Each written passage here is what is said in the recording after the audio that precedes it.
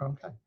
So welcome. My name is Rocco Lamana. I'm the Associate Dean. I'm joined here today with Cindy Goldberg.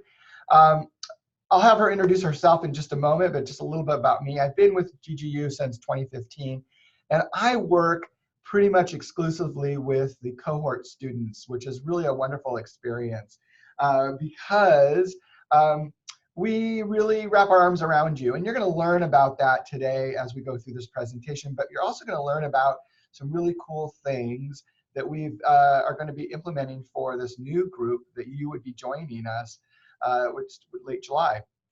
I am the Associate Dean for the Braden School of Taxation. I'm also the Associate Dean for the School of Accounting. We have a fabulous dean that covers both schools, and there's a lot of resources that you're going to learn about today. Cindy, do you want to take over and introduce yourself? Absolutely. Well, welcome everybody. I'm Cindy Goldberg. I'm the Assistant Director of Admissions Counseling at the Braden School of Tax. I have spoken or emailed to just about every one of you. So those of you who have gotten to know me a little bit know that I have this incredible enthusiasm for tax, and I really enjoy sharing that with graduate students. So I welcome you and thank you. Great.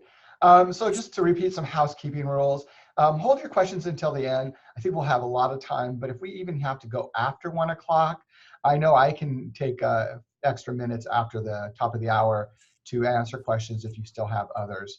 Again, if you are just listening, please make sure your microphone is muted so that there's no background sound that comes through. And then one other thing, I might clear my voice a couple times through the presentation. Sorry, I have a little bit of a tickle. It's that time of year, I guess. So just bear with me. Okay, so what are we going to cover today? I've talked a little bit about it in the earlier part of the presentation when I introduced myself, but we're going to talk about Golden Gate University. You've probably done some of your research on this and you already know a lot of information about Golden Gate University, but we know what are the benefits of our university and the programs. We're going to talk about the academic and career support services that we really want you to take part in. And as a cohort student, really that's kind of the crux of what we do is we just wrap a lot of support around you so you can be successful, because what you're going to see is that this is a very accelerated program and we want you to be successful as much as the professors do. We're here and to support you in various ways. There is a non-cohort program, and I'm going to use the word cohort quite frequently, so maybe I'll just pause here for a moment to define what a cohort is. So a cohort is a group of students moving through the program at the same time in the same order of classes. So you will take the same courses with whoever's in the cohort during the same hours and just move through the program in a very lockstep method. The non-cohort is non-cohort. It is actually courses that you take like in a traditional university. You might take one class one term, you might take two, you might sit out a term, you might see students in some classes and then not in other classes. So it's just more that traditional model. We're going to go over the course sequences, and then we're going to look at the schedule so that you can see how the courses are going to be taught, when they're going to be offered, and then we're also going to go talk about like how you can attend. The cohort program is traditionally an in-person course program here in San Francisco, but we're opening up a couple other opportunities. And then Cindy is also going to cover some of the admissions requirements and how to apply, and then we'll wrap it up with a Q&A. Okay, so why join GGU? What differentiates Golden Gate University? So I and one of my colleagues actually sat down and we started to think about, when we were creating presentations for our programs, how do we differentiate Golden Gate University from other universities like that we've attended or that we know our students have attended? And we actually looked at the different things, and we actually came up with the word career. Now this is an important word because many of you are either looking for a career or advanced in a career. Many of our cohort students are changing careers. That's not everybody, but a lot of them are changing careers. So this word really has a lot of meaning. And when we look at the individual letters and how the word's career is spelled, we can really align that with one of the differentiations about Golden Gate University. The classroom experience for C. It feels like a game show. C for classroom experience. Small and personal. In the cohort model, you really get to know your professors. You have this really well bonded opportunity to connect with your classmates. And so it's a different experience altogether. You go back to what I said earlier, by the more traditional method is you might see some of your classmates in some of your classes one term and then not another term. So it's harder to build that bond. In this way, in this program, the bond is really a unique characteristic of the cohort program that helps people succeed. You often will be like hanging out together studying, because of course you're in the same classes, and you're going to be doing a lot of things together. The material that we teach you is real world. It's kind of corny to say that, but it truly is.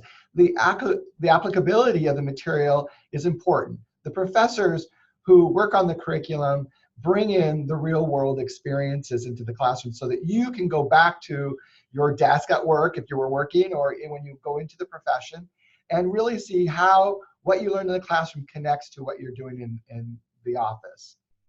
We have a great relationship with the accounting firms. If you haven't been to San Francisco and you don't know where Golden Gate University is located, we're in the heart of the financial district. We're on Mission Street. We're surrounded by 3 of the 4 big 4s. That was a mouthful. So we have Deloitte across the street. We have EY down on the corner, KPMG around the corner. I mean, really like a 3-minute walk. Deloitte's just like across the street. And then PwC is a little bit further. But outside of those 4 big 4 firms, we have a lot of different size firms who just kind of snug around us. And that's great because they can not only teach here in the different programs, but they also recruit from us.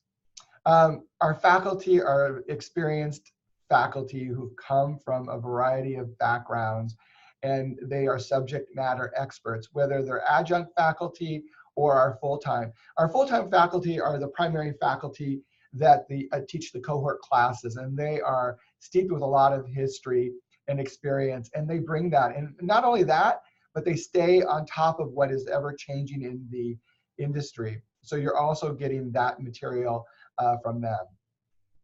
We offer a lot of accounting tax courses. So you will be able to take a variety of different electives in your program that you can really kind of shape your area of interest, whether that's international, state planning, state and local tax. There's a variety of different offers that you can take, courses that you can take to kind of shape your interest. And we'll look at that model in just a little while. And then, what brings a university, or what makes a university kind of important or recognized? And those are the credentials or the badges of honor, as what I like to call them, about what is important to a university and getting these recognitions. So all of you are adult learners. If you didn't know that, I'm now going to pronounce you adult learners. And the reason is that you have most likely a lot of experience outside of undergraduate programs.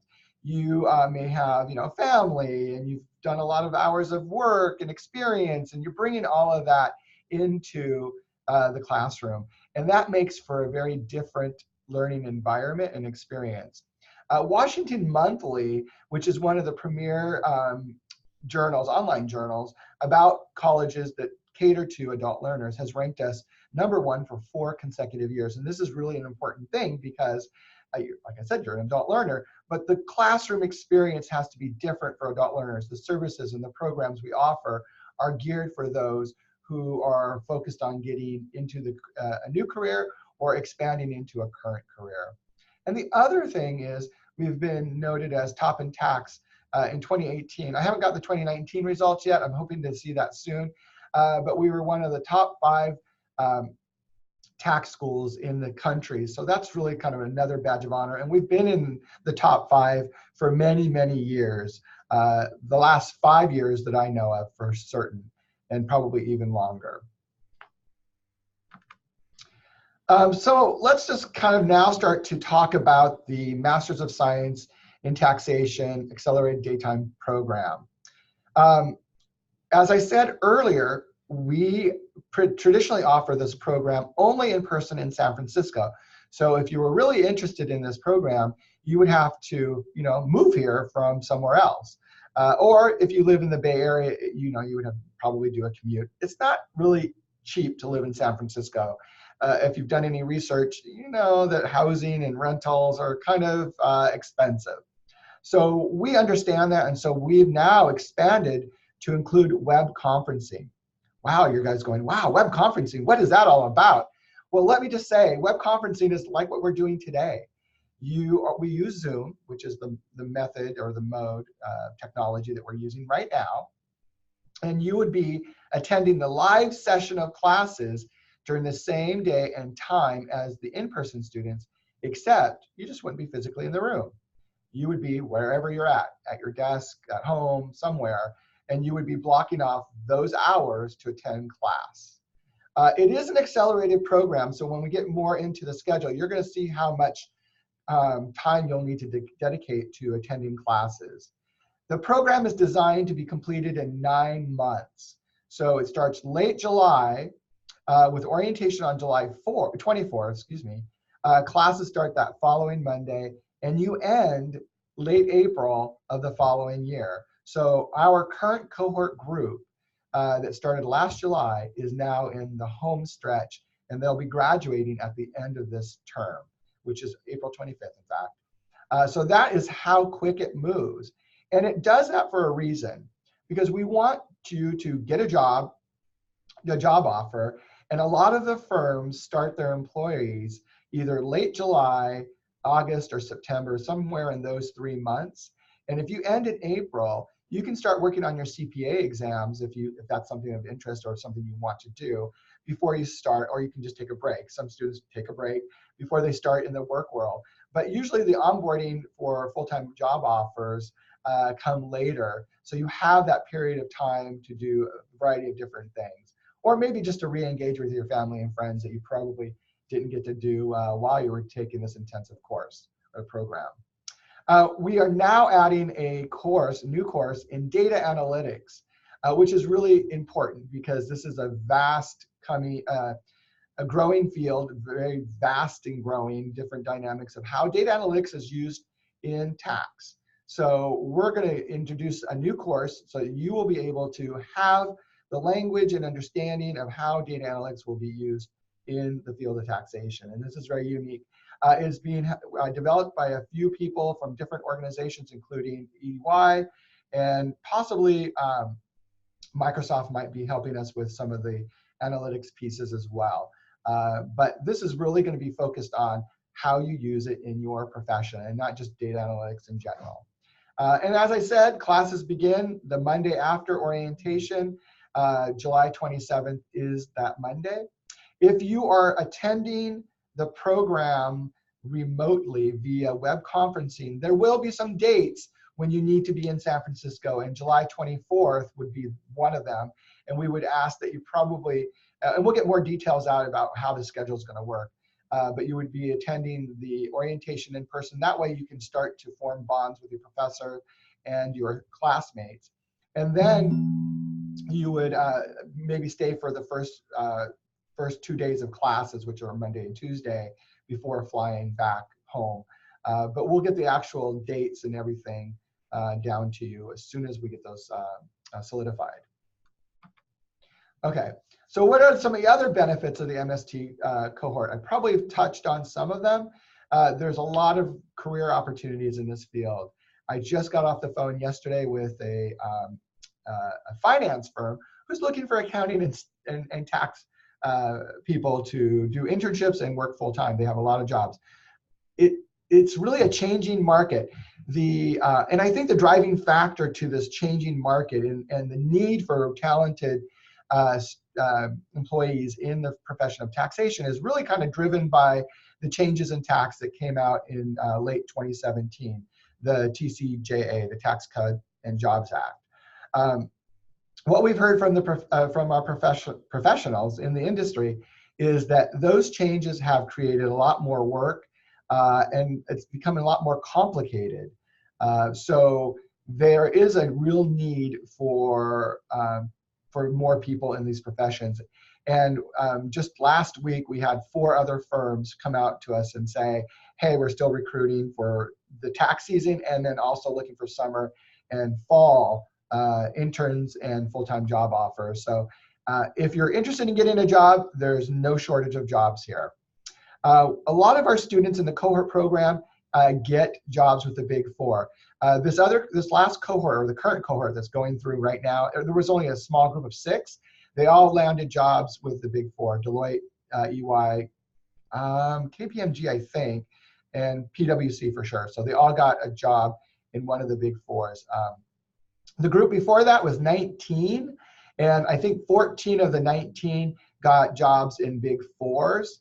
The others got jobs in mid-size range firms, and a couple got jobs outside of public accounting because they had no interest of doing public accounting. They wanted to apply their tax knowledge and experience in some other private industry. So there's at least one student who is working, or actually graduate, who is working in the finance area. So again, there's a lot of different opportunities. Most students want to go to public accounting, but there's private sector, governmental, and nonprofit who still need talented individuals with the knowledge of tax. So endless possibilities are open. We also encourage you to tap into our academic and professional network. We have a great relationship with the Office of Career Planning, who really works strongly with and closely with all of our students, but with the School of Tax primarily, to encourage students to go out and find jobs and get internships. And a lot of those employers come and do a lot of recruitment. So we've built a relationship with all these firms, and Office of Career Planning does a lot of different workshops and events to help you network and find a career to the accounting and tax field. The academic network comes from your professors who are teaching or not teaching you. We have a lot of professors in a variety of different segments of industry, whether they're adjuncts or full-time. You will be able to connect with them and tap into their ideas and thoughts about your career path, and really work with them if you're having some academic challenges to kind of just make sure you understand the material.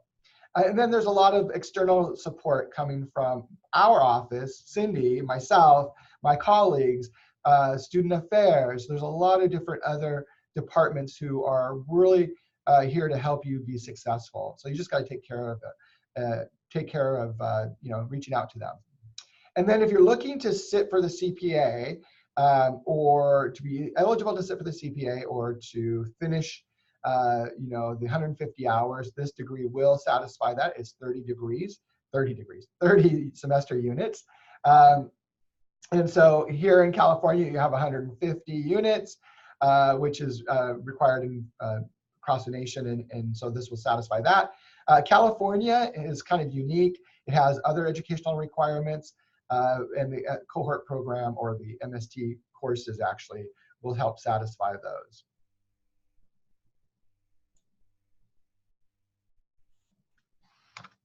Okay, so another snapshot or kind of visual to show where our students have gone. So this is a snapshot of a group of students who about a year and a half ago, maybe 2 years ago, who went out. These are not just MST cohort students, these are all tax students.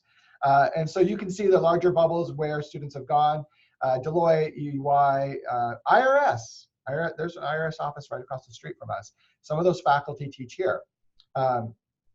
Moss Adams, KPMG, PwC. And then you can see some of the other smaller sized firms or private sector companies where students have gone. So this is another visualization. I also tell students, use LinkedIn, because that is a real good tool to find out who's graduated from Golden Gate University with the Master of Science in Taxation and where are they working. What we have seen is that a lot of students will do that. Will use their LinkedIn profile to connect with alumni, people in industry, to find out more about the program, or just to kind of hear about how they went from this program to the position that they're currently in at whatever organization. So it's a great resource. But if you're interested in talking to one of our alumni from the MST cohort, I'm happy to make that happen. I know they speak very highly of the program, and they're very excited to kind of share their experiences with any of interested students. Okay, so now we're going to kind of dive into what this program looks like and the courses in the program. So this is just kind of a list of all the courses that you are required to take. There are 7 required courses, which equals 21 units. So starting from TA 329, which is the tax research, and then it goes down to 328, which is federal income tax, taxation of partners and partnerships. Those 7 courses make up the required courses. One of your electives will be these actual data analytics classes. And then you will have 6 units of electives that you get to choose from.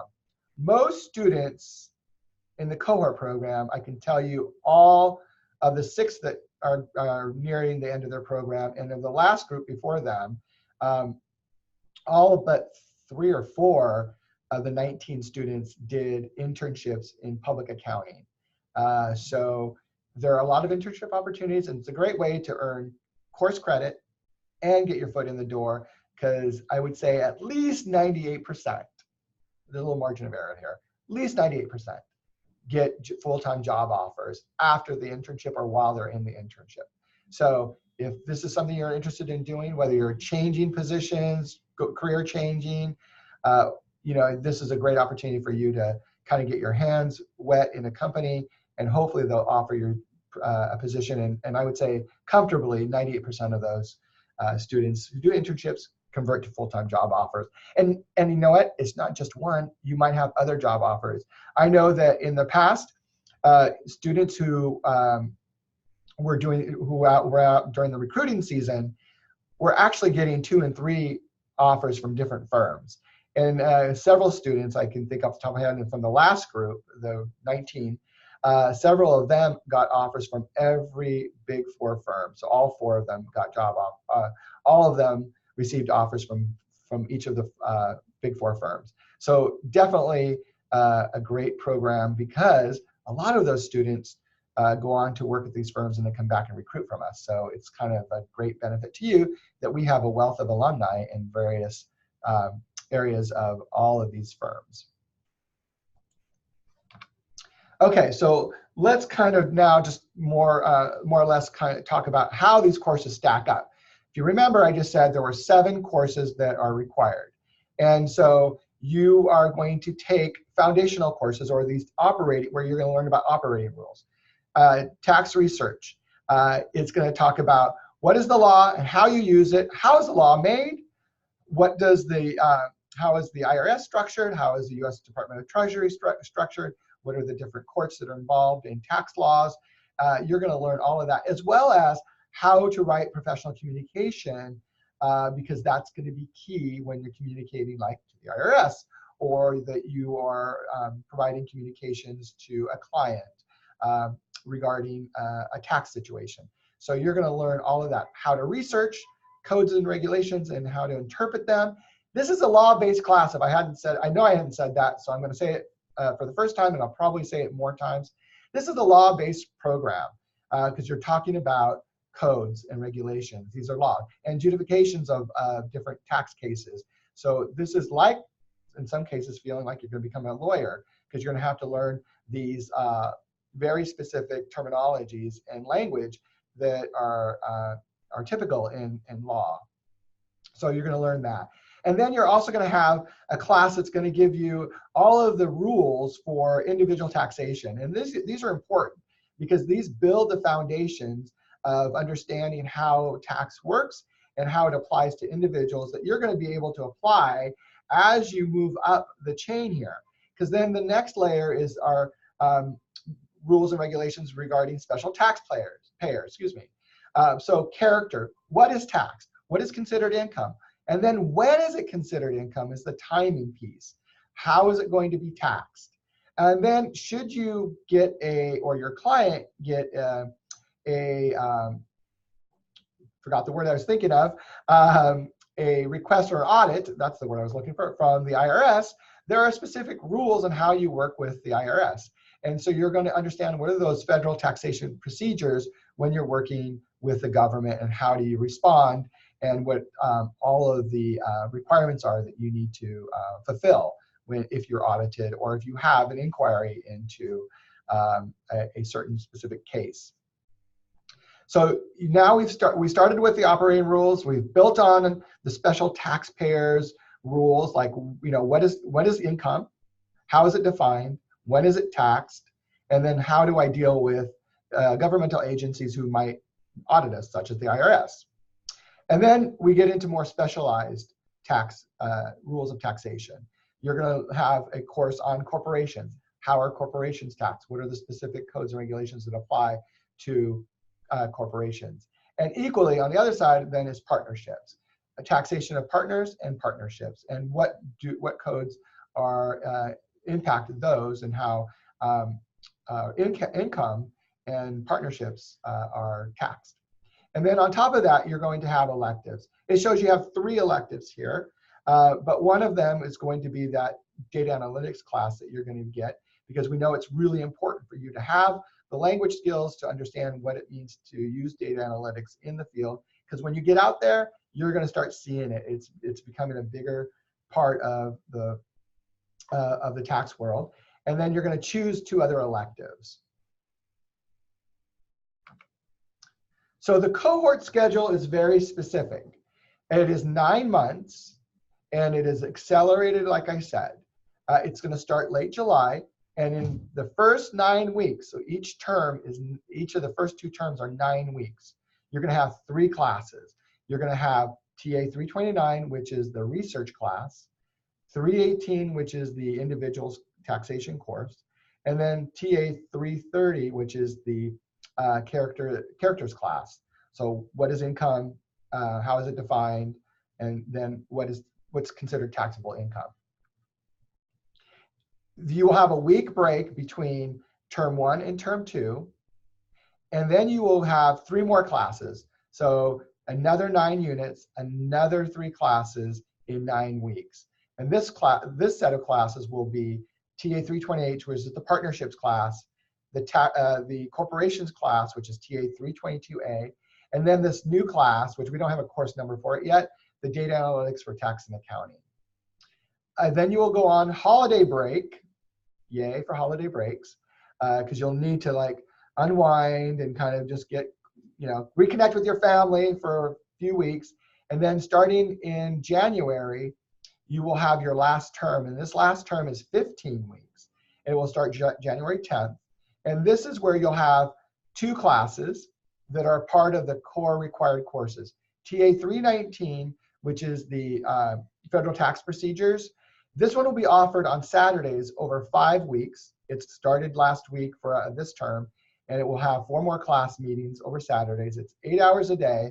You can attend in person or you can attend web conferencing, but it was designed and accelerated to get you through the program or the course before heavy tax season starts. So that's why it's 5 weeks.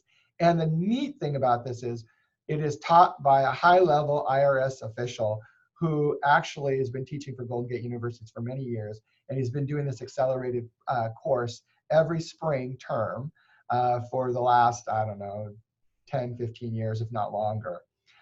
So he's a high-level attorney within IRS, and he comes and he teaches this class specifically for us. So we fly him in from Seattle each weekend to teach. And then you're going to have TA 338 in addition to that. And then you'll take 6 units of other electives. So this is a 12-unit or 12 semester unit block to finish your program.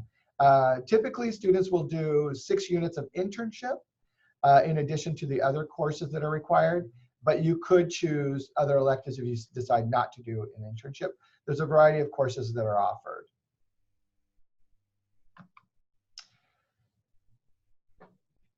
In addition to being in a cohort program, we also do a lot of these other wraparound services and programs. So you will also participate in the lunch and learn sessions. These are kind of mandatory. These are workshops that are led primarily by professionals in the industry who come in during the noon hour, lunch, learn session. We provide you lunch. You come in, you sit in the hour session. They cover a whole variety of different topics, from interviewing skills, resume writing, to more technical advanced skills in the profession. And this is great because it's another networking opportunity. Some are led by our staff and faculty who are experts in the topic area, but the majority of them are led by our partners in the profession, which is great. Again, another networking opportunity. We have the speaker series and events. These are different events that we're going to be doing throughout the fall term, typically, inviting guest speakers and different groups to come in and present. One of the things that we've done really well as Golden Gate University is we've partnered with professional organizations who come in and hold their meetings here. And as a part of that relationship, they often will invite students to attend for free. So we do quite a few. So for example, the San Francisco professional tax group that just formed recently, it's people from EY, or excuse me, KPMG that formed this group, and they're holding their meetings here. They've held two, they've held one so far, they're holding their next one this month. And so some of our students get to get invited to those. TEI, which is Tax Executive Institute, holds a session, their sessions here each month. And so in many cases, our students get opportunities to attend those events. And then there's just some other organizations outside that also do events here that you get access to. And again, these are free. Career Fair. This is our full big time fall career fair. We have like around 30 or more employers who are recruiting from us. This is late September. It's a big one, but we also do other recruitment events throughout the year. So we'll do one usually around the end of the winter term, or fall term, which is around December. And then we'll do another one at the end of the spring term around April. And actually, we're starting to plan that one. And they're much smaller, but still great opportunities for you to network or find out about people who are still recruiting, organizations that are still recruiting. The career fair is on the same day as our practice business luncheon. The practice business luncheon is a great networking opportunity. It is a luncheon that we do here on campus with our industry professionals. So you will be paired at a table with other students and an equal amount of employers, and you will have lunch and you will get to network with them. And it's like speed dating. We've set it up like speed dating. So you'll come in, you'll have an opportunity to mingle with everybody who's in the room, all the employers. You will be seated at a table, a specific table, and you'll have 4 employers and 4 students at each table, and you'll get to network. The employers at the end of the lunch session will go and fill out a survey on how they experienced you. They'll give you feedback and any other good, useful information for you, so that when you go to recruitment or interviews, you'll have that information that you can use. And then after the main course, we move all the employers around, so you'll get another set of 4 employers during the dessert service. So it is a great experience, and most of those people at the luncheon are also representing their firms downstairs at the career fair that afternoon. If they're not actually going to be representing their firms will be at the career fair. So it's a great way to get a kind of a lead on some of the career fair participants and networking with them earlier on. Some of our students have walked away with interviews already after the luncheon. They've had meetings set up and appointments for interviews. So you never know. It's a great opportunity. Other support services, I mentioned our Office of Career Planning is a really great group to partner with, and we do have a strong relationship with them. They offer a variety of different services, including interviewing strategies and techniques. You can schedule a meeting with them to practice interview. They'll review your resume. They even have a lot of different, and these are just some of the samples of all of the different workshops that they have recorded that you can look at and watch to get some ideas on how to write a cover letter, how to manage through a behavioral interview, what to expect and how to do that. A lot of the firms do behavioral type interviews. If not in the very first interview, probably in the second or subsequent interviews, you're going to have a behavioral type interview.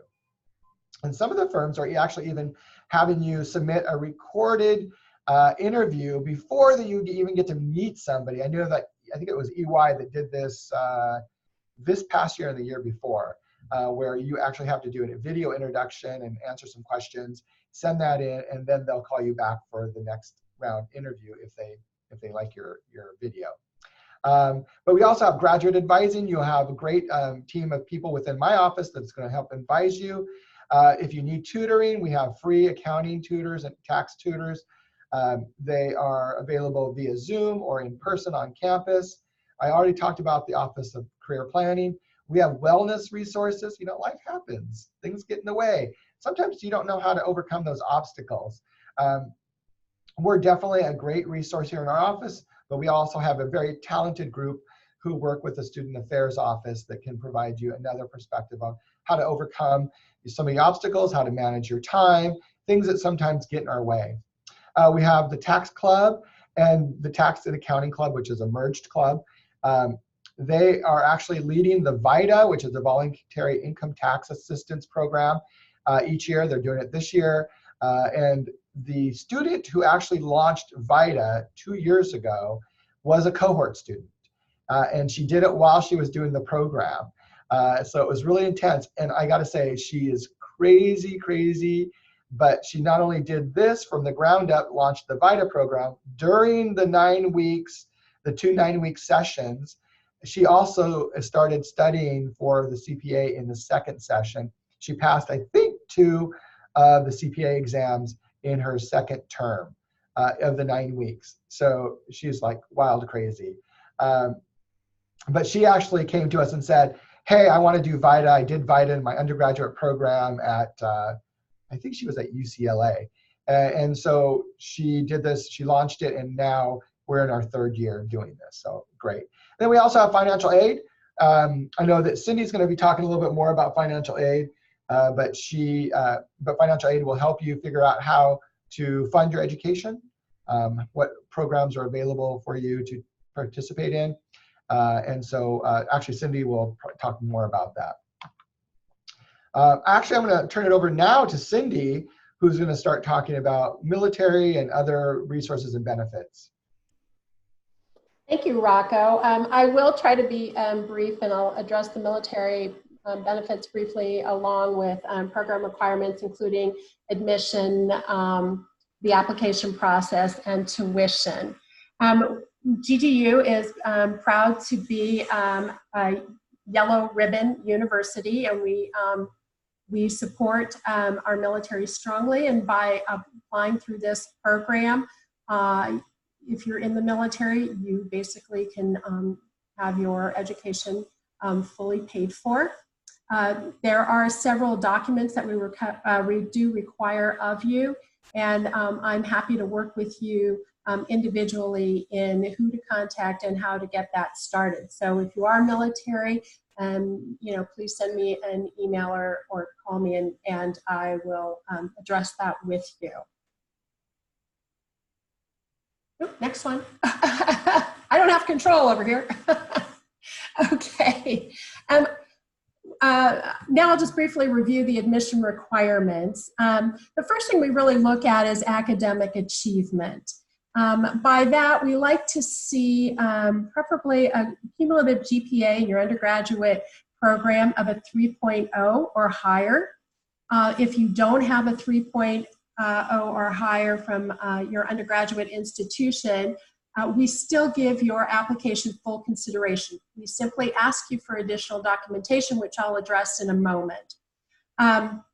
We ask you to submit an official transcript from your degree conferring undergraduate institution, as well as any postgraduate transcripts that you have. And by official transcripts, what we require is that the transcripts be delivered either via email or snail mail directly from the degree conferring institution or your other graduate institution. So it really has to be from institution to institution. We do not require that you take the GMAT or the GRE. It's one question that I frequently get asked, but that is not a requirement. For the cohort program in particular, we do ask you to submit a statement of purpose. And it's a brief explanation of why you are pursuing a career in tax, what your interest is, why this cohort program is a good fit for you. And this would be the place where if your undergraduate GPA is lower, this would be the opportunity for you to explain to the admissions folks what the circumstances were surrounding your lower GPA and what may have been impacting you at that time, and incorporating a plan that you can foresee would help you be successful in completing your master's in tax. The other document we ask that you submit is a professional resume. And if you are an international student, we do ask you to submit your TOEFL or IELTS scores. There are several ways to waive out of that. Among them would be if you attended an English-speaking institution in an English-speaking country like the United States, the UK, Australia, or if, for example, if you worked for an English-speaking country in the United States for the last 7 years. So again, that would be something that we could discuss, and I would encourage you to address that with me directly. And lastly, we do have an interview process. We schedule a time to meet with you one-on-one, like via Zoom, something like this. And it gives you an opportunity to ask additional questions you may have about the cohort program and curriculum, and for us to ask you any additional questions that we may have. As far as our applications are concerned, we do have an application deadline for domestic students of July 10th. And for our international students, it's June 26th, just so that we can make sure that we have all of your visa documentation and any English language proficiency requirements that need to be met. And if you haven't already done so, you can initiate the application process by going to ggU.edu/apply, and then you would just click on graduate programs, and that will take you right to the page where you can set up your account for submitting your application. Our tuition is based on per unit. Most of our classes are 3 units.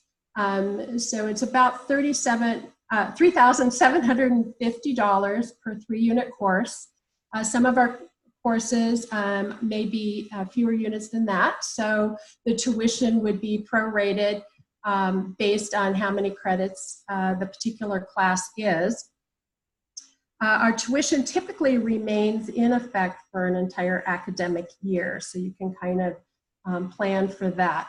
In addition, for our cohort program, we do assess a $1,000 graduate professional business fee because we do have some extra programming that we incorporate into the cohort curriculum for our students. There's typically a $65 application fee, but because you've attended this webinar, if you have not already submitted your application, we are going to give you an application waiver fee code so that you will not have to pay for submitting your application. We have a variety of ways to fund your tuition for the program. I typically, as much as I like to work with all of you, I typically defer to our financial aid office in discussing the particulars of both federal financial aid, state aid, and our scholarships and grants.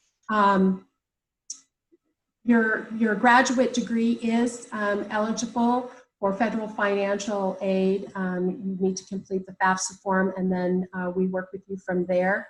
There are both need-based and merit-based state aid opportunities. And then, of course, we do have these scholarships and grants, including a welcome scholarship that is specific to our international students. Alternatively, you could apply for private loans. I also encourage prospective students to talk to their employers.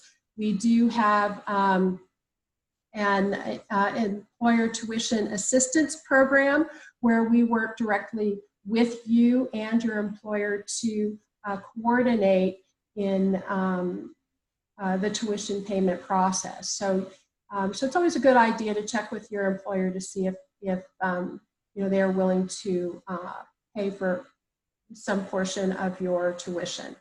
If you have specific questions, again, I usually refer you to the financial aid office. Their email address is finaid@ggu.edu. And then on this slide, you can see that they are accessible on the website, and all of the information is provided for you there. One thing I just add on to what you just said, Cindy, is not only do the MST Corp, the MST Cohort program is not only eligible for financial aid, it also meets VA requirements, which I think you said earlier, but I think it was worth mentioning again because we get that question. It does meet the VA eligibility requirements.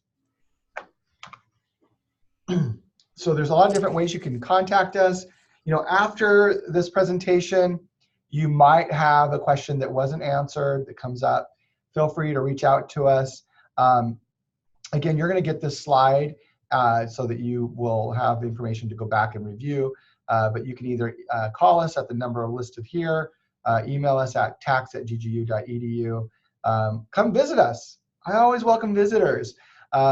Just don't come tomorrow. I'm not going to be here tomorrow, but any other day, I'm probably here. And so here's our office hours. And then you can also contact myself or Cindy. Our emails are provided here. So there's a lot of different ways to get your questions answered if you have anything that's burning after we talk today and we leave and part ways. So I'm going to now unshare my screen and open it up to Q&A and have you guys ask questions. Remember, you can unmute your microphone and ask, or you can chat in the chat box, and I will be monitoring the chat box.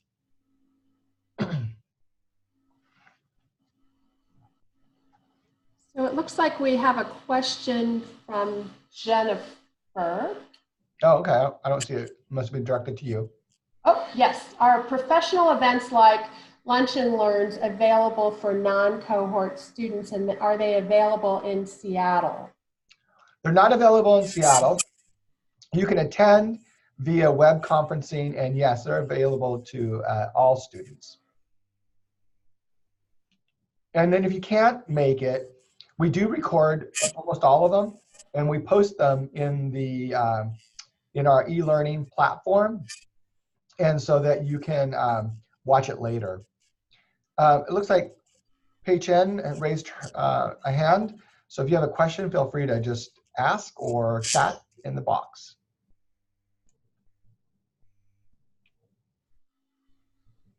Oh.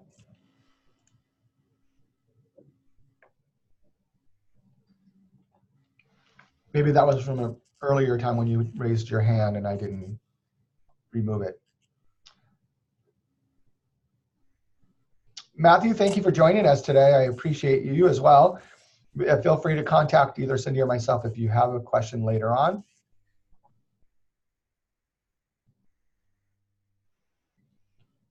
How many days each week? So you can expect to take classes. Good question, because I don't think I said this. Great catch. 4 days a week. Fridays are usually no classes on Fridays. However, sometimes the professor might schedule a tutoring session, makeup class, exams. Sometimes it might be scheduled on a Friday. So just know that Fridays are not entirely free, but for the most part, your classes are scheduled Monday through Thursday. 2 days of the week, you'll have classes that start as early as 9:30 and end around 3:34. And 1 day of the week, you'll have a class that starts like late in the afternoon, around 1, and ends around 4. So the actual schedule of how the days and what classes are going to be offered which days isn't finalized, but that's typically how it runs. The other thing is, if you're attending via web conferencing, because that's how you signed up, your exams will be done remotely via proctoring service. So easy to take care of your quizzes and your exams. Pay goes on to ask, what happens if I miss a day? Do not miss a day. You cannot work during this because it is like a full-time program. I know I had a student who tried to do that, and it really hurt her GPA. Not recommended. Can't stop you, but you really can't. If you miss a day, it's like missing 2 or 3 class sessions. Because remember, each class is going to meet over 9 weeks, like twice. So you're going to be missing relatively like 2 days of classes if you miss one. How many times will remote students be expected to travel? So we haven't got the actual schedule down on that, and I need to do that. So it's a good thing that you're asking me this question. So we know that definitely at the beginning, we were talking about around career fair time to do that, because then we could do a group activity that's like a team building activity, maybe do a ferry ride to one of the locations nearby outside of San Francisco or something like that. So those two for definitely. And then after that, I don't know if we have anything else planned, but those two, what the dean and I and others have talked about, make the most sense. So it would be like towards the end of the first term, before the second term starts. It's a great way to kind of meet up with your classmates again and come back to and meet your professors again. But around the career fair, which would be great.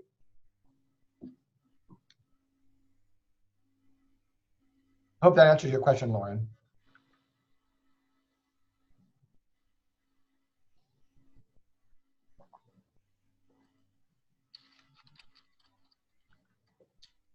Okay. Please ask questions. These are great questions. We have like 7 more minutes. I'm happy to hang out even longer if you have questions that are coming in.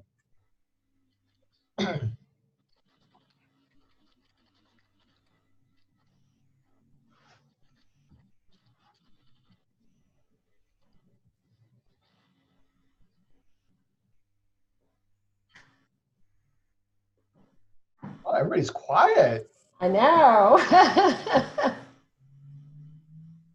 Yeah, Pei, you touched on something that I typically stress throughout the presentation, but I don't think I said it. Working is not really easy. And it could cause you to fail classes, which is not what you want to do. No, in fact, I just said something to Pay in the chat. I'll just add that this is an accelerated program, and it's the tax curriculum itself is just a challenging one. It's very doable, but when you've got work added on to a full-time curriculum, it really is difficult, and this may not be the program for you if you're working. That said, you could do the part-time program as well, or instead. So that might be a consideration depending on the nature of your job and how many hours you're putting in. This particular program, it is a little, it moves more quickly. Yeah, and we understand that it's not easy to do a master's program. It's not cheap. And, if you're living in the Bay Area or have to move here or planning to move here, it could be expensive too. So there's a lot of other costs associated even outside of the program. So, if that, just to reinforce what Cindy said, if this is not going to work for you, then the non-cohort, the part-time program is probably a good option. And part-time doesn't mean that you can only take a certain amount. You can take as many classes as you want. It's just the terms are going to be 15 weeks, our traditional trimester school. So you can take as few as one class or as many as 3. Where in the cohort program, you're taking all 3. You're not going to take only one class.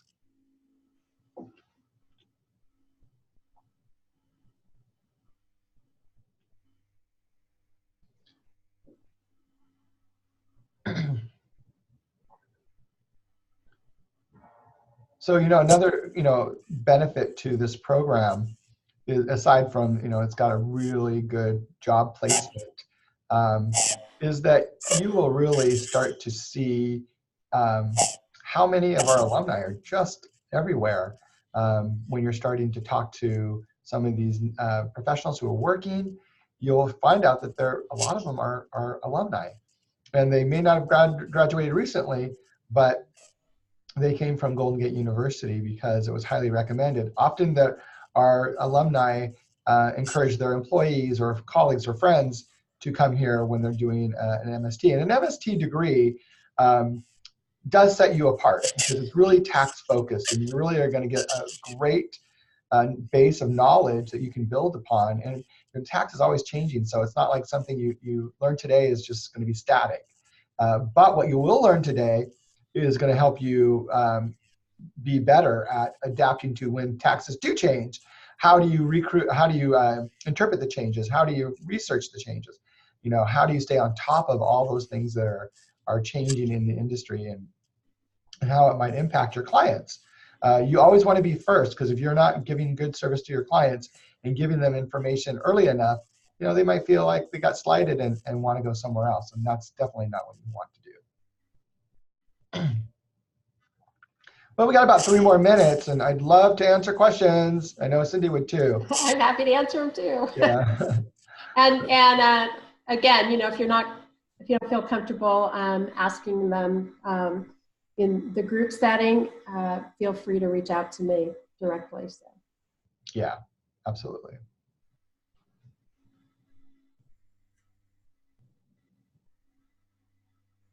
Thank you, Shuja Khan. I appreciate you joining our webinar as well. And again, if you have any questions later on, feel free to email any one of us, reach out to us. We would be happy to help out.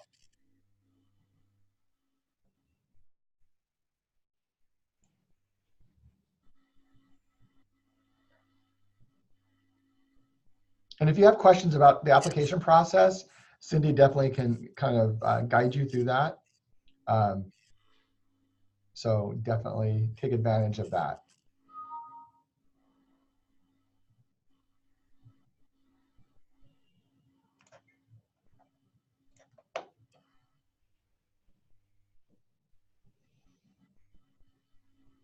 Thank you, Pei Chen, for attending.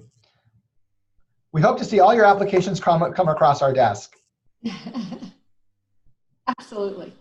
Absolutely, yes.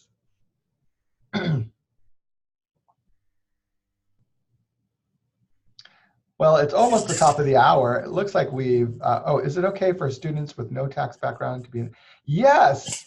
Career changers are often students who come through our MST program, not only people who are working in the profession, but who have just found a new liking to doing tax. I have an application for the MST cohort right now on my desk, and he graduated with, I think, literature major.